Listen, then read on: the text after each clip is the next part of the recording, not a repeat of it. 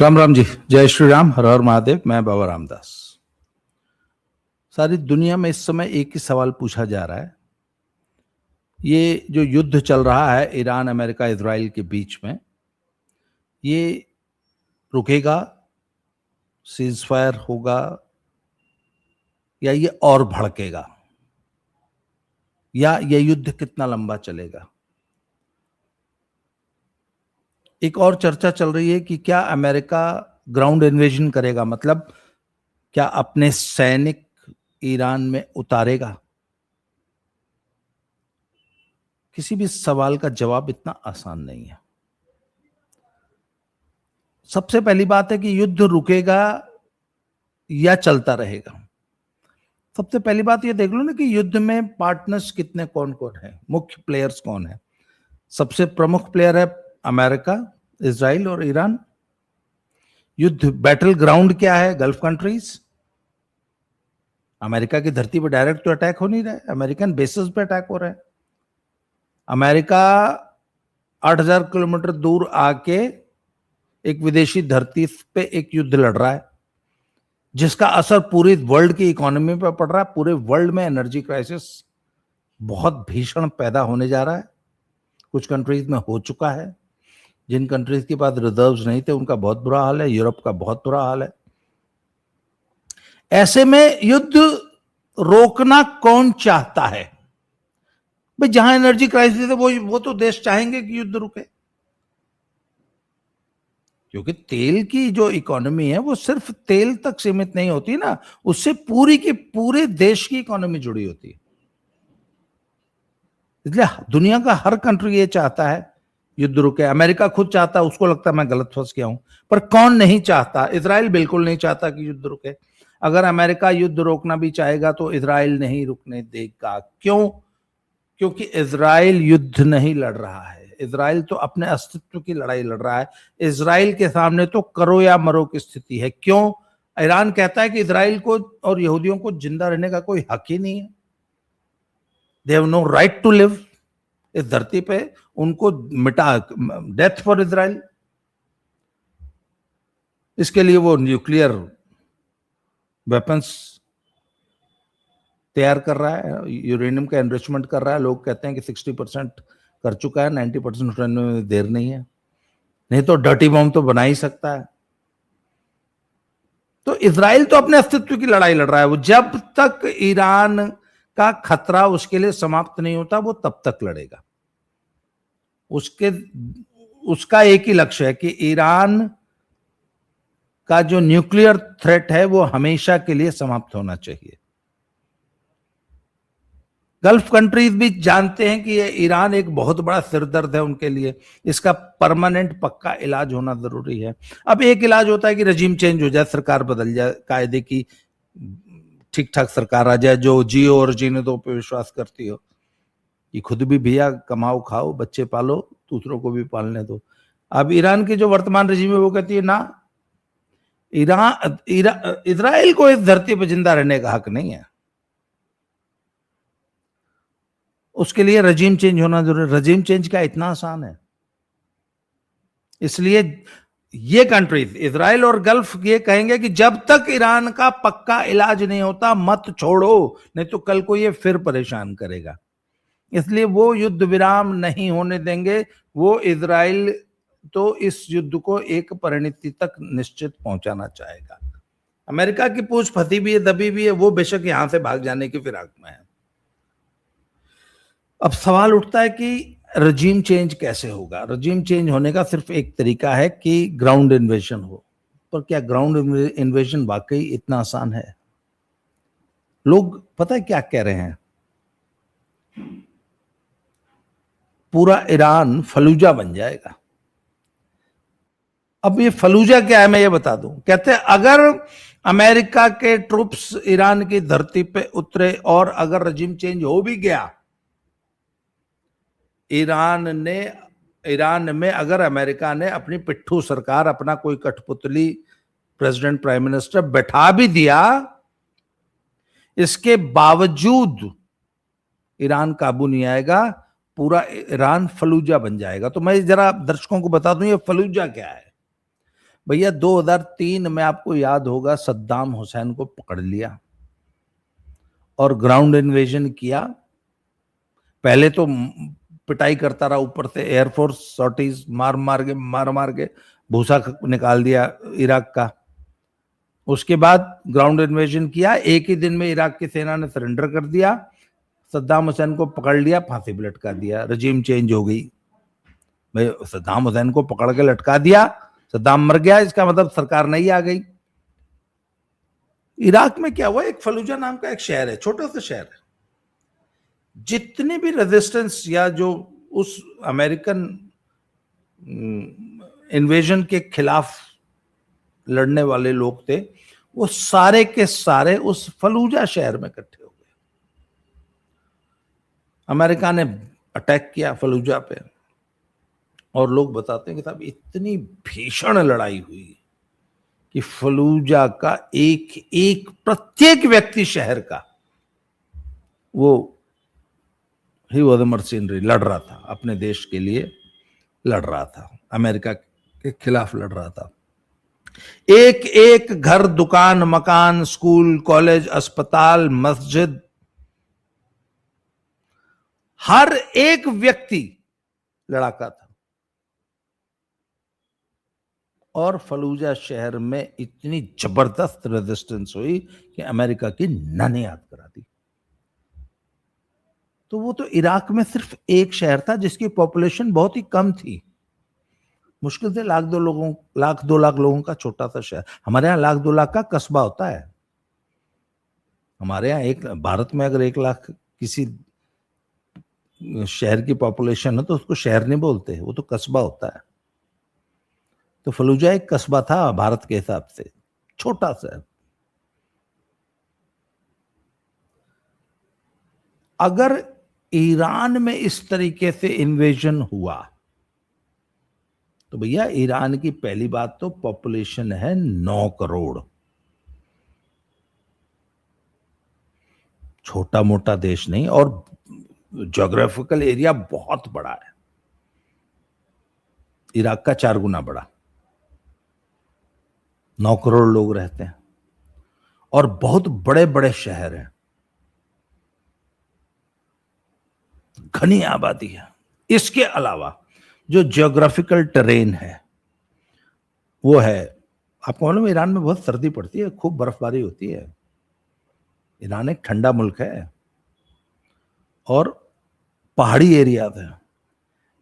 Iran की पिछली सरकारों ने पिछले 40 साल में उन पहाड़ियों में जबरदस्त बंकर्स बनाए हैं, छुपने की जगहें हैं। तो कहने का मतलब है ईरान में अगर रजीम चेंज हो गया तो भी ईरान की जनता चुपचाप नहीं बैठेगी। अब आपको एक कंफ्यूजन हो सकता है कि यार ईरान की जनता तो अपनी सरकार के खिलाफ थी। देखिए ईरान में कुछ इश्यूज थे, महिलाओं के ऊपर अत्याचार होते थे, अपनी सरकार पे अत्याचार होते थे, पर इसके बावजूद ईरान का जो नेशनलिज्म है वो जिंदा है।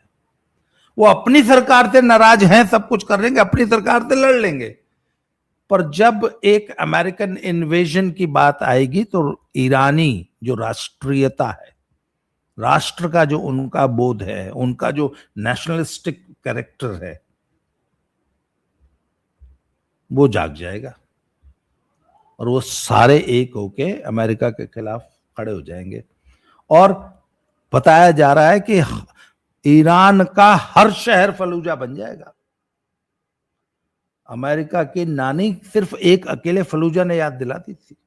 लोग बताते हैं कि अर्बन वॉरफेयर, जो शहरी क्षेत्र का युद्ध होता है, उसमें गुरिल्ला वॉरफेयर जो है ना, उसका कोई इलाज नहीं होता। कहते हैं फलूजा का जो लड़ाई थी वो विश्व का सबसे बड़ा एग्जाम्पल है कि शहरी क्षेत्र में किसी विदेशी सेना के लिए लड़ना कितना मुश्किल होता है। तो लोग, जो जानकार लोग हैं, वो ये कह रहे हैं कि पूरा ईरान फलूजा बना देंगे ये। तो क्या अमेरिका इतनी लंबी लड़ाई, और अगर ऐसा हो गया तो अमेरिका हो सकता है अफगानिस्तान की तरह 10-20 साल के लिए उलझ जाए, फंस जाए उसी ईरान में, फिर अगेन छोड़ के भागना मुश्किल हो जाएगा। बहुत लंबी। तो अब क्या ट्रंप ये रिस्क लेंगे? इसकी संभावना बहुत कम है। तो अब अगर ग्राउंड इन्वेजन भी नहीं होगा तो सरकार रजीम चेंज नहीं होगी। भाई आपने एक रजीम मार दी, पहले अटैक में 40-50 मार दिए थे, उसके बाद जो 2-4 नए बने सब मार दिए। इसके बावजूद भैया काम तो अभी भी चल रहा है, ईरान तो अब भी हमले कर रहा है। हॉर्मुज की खाड़ी उसने आज भी अपने कंट्रोल में ले रखी, जिसको चाहता है उसको जाने देता है, जिसको नहीं चाहता उसको रोक देता है। दुनिया का 20% ऑयल वहां से जा रहा है। और इसके अलावा जो उसने इंफ्रास्ट्रक्चर मार के जो तबाह कर दिया गल्फ कंट्रीज का, वो प्रोडक्शन ही नहीं हो रहा। गैस और तेल का प्रोडक्शन रुक जाएगा। पूरी दुनिया में त्राही मची हुई है, इकोनॉमी बर्बाद होने की है। पूरी दुनिया में भयानक महामंदी के आसार दिखाई दे रहे हैं।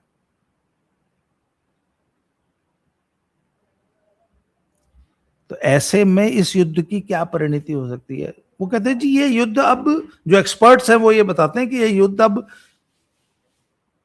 रूस यूक्रेन वाला हो जाएगा, लंबा चलेगा। जैसे कभी मार देता है, कभी रुक जाता है, कभी मार देता है, कभी रुक जाता है, कभी लड़ाई हुई फिर 10 दिन रुकी रही, फिर। ऐसे में क्या होगा? एनर्जी क्राइसिस तो पूरी दुनिया में बना रहेगा। अच्छा, एनर्जी क्राइसिस तो वैसे भी अगर आज युद्ध रुक जाए तो भी जो इंफ्रास्ट्रक्चर डैमेज हुआ है उसको वापस रिस्टोर करने में, वापस रिकंस्ट्रक्ट करने में और ऑयल के प्रोडक्शन को वापस पुराने लेवल पे लाने में ही आज रुक जाए और मैसिव इन्वेस्टमेंट के बाद 5 साल लगेंगे। अगर युद्ध लंबा खिंच गया तो क्या होगा? अच्छा, अभी तो हॉर्मुज की खाड़ी में से फिर भी थोड़ा बहुत तेल आ रहा है। अगर लड़ाई भड़क गई और ये क्राइसिस लंबा खिंच गया, हॉर्मुज की खाड़ी परमानेंट बंद हो गई, कुछ दिनों के लिए भी बंद हो गई, 1 हफ्ते के लिए भी अगर परमानेंट बंद हो जाए ना, इंडिया में ऑयल का क्राइसिस शुरू हो जाएगा। अभी क्राइसिस नहीं है कोई। अभी भारत सरकार बार बार ये कह रही है कि कोई क्राइसिस नहीं है, सिर्फ पैनिक बाइंग मत कीजिए। पर अगर हॉर्मुज की खाड़ी बाई चांस बंद हो गई तो तब तो भैया क्राइसिस हो जाएगा। कल जो मोदी जी ने सभी मुख्यमंत्रियों की बैठक ली है उसमें उन्होंने यही कहा है कि लंबे समय की तैयारी करो। हो सकता है इस देश में अन्य देशों की तरह लंबा एनर्जी क्राइसिस आ गया तो क्या होगा? तो फिर सरकार सिर्फ एसेंशियल सर्विसेज को ही डीजल तेल देगी, पेट्रोल। आर्मी को मिलेगा, इंडस्ट्री को मिलेगा, ट्रांसपोर्ट को मिलेगा, प्राइवेट कंजम्पशन की में राशनिंग हो जाएगी। हो सकता है आपके आधार पे तेल मिले, बहुत कम मिले, महीने में सिर्फ 5 लीटर मिले, 10 लीटर मिले, एसयूवीज को न मिले। तो वो क्या कहते हैं भैया, ईवीज। अब क्या है, अब देखिए दुनिया को एक बहुत बड़ा झटका लग गया है, पूरी दुनिया अब ईवीज पे शिफ्ट होगी। पहली बात, पूरी दुनिया अब सोलर एनर्जी पे शिफ्ट होगी। क्यों? क्योंकि बिजली का कंजम्पशन बढ़ेगा। जब ऑयल क्राइसिस होगा तो दुनिया ईवी और बिजली पे शिफ्ट करेगी। तो बिजली भी तो लिमिटेड है, तो बिजली का कंजम्पशन खरीदने बढ़ाने के लिए क्या होगा? आपको सोलर पे शिफ्ट करना पड़ेगा या ग्रीन एनर्जी पे शिफ्ट करना पड़ेगा। अच्छा, इसीलिए वो चांदी की जो डिमांड है ना, इसीलिए बनती है।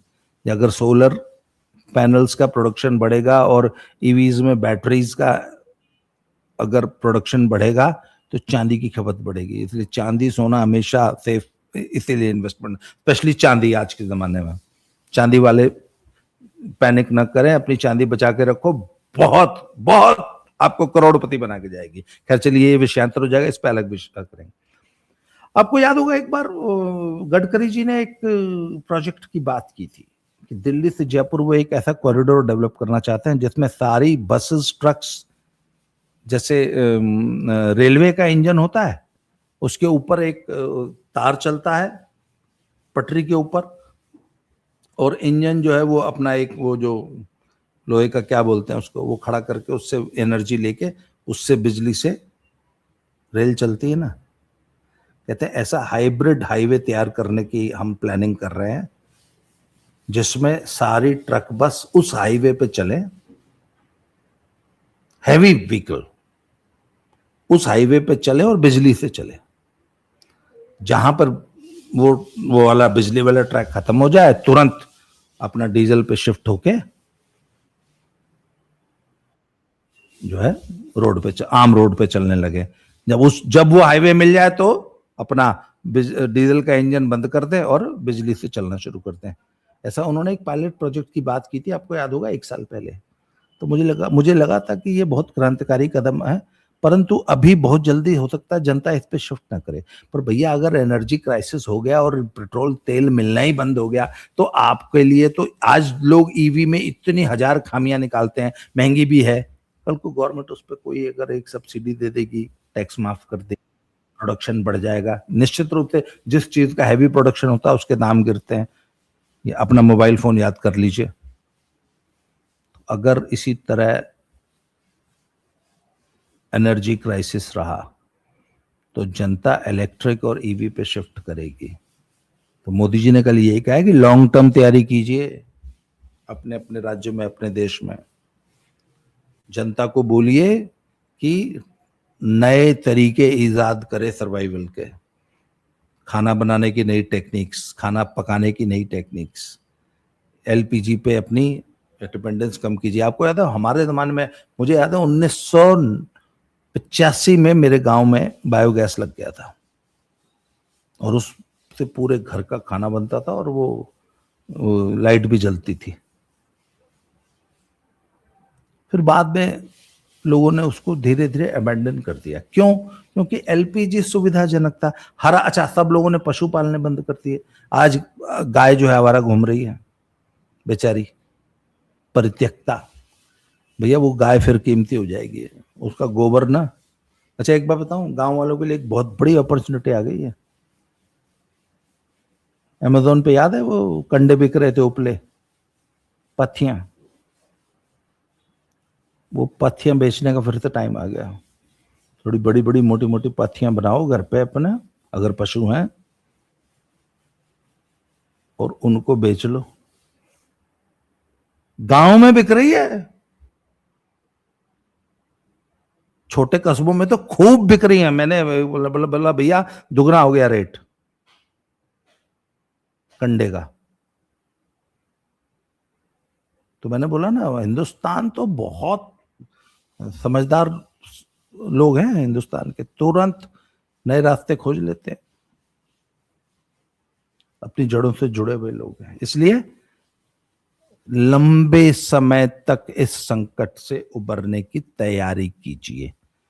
सरकार भी करे, राज्य सरकार भी करे और आप भी करें, समाज करे, व्यक्ति करे, हर परिवार अपने आप में इस संकट से उभरने की, जूझने की तैयारी शुरू करे। आज के लिए इस वीडियो में इतना ही।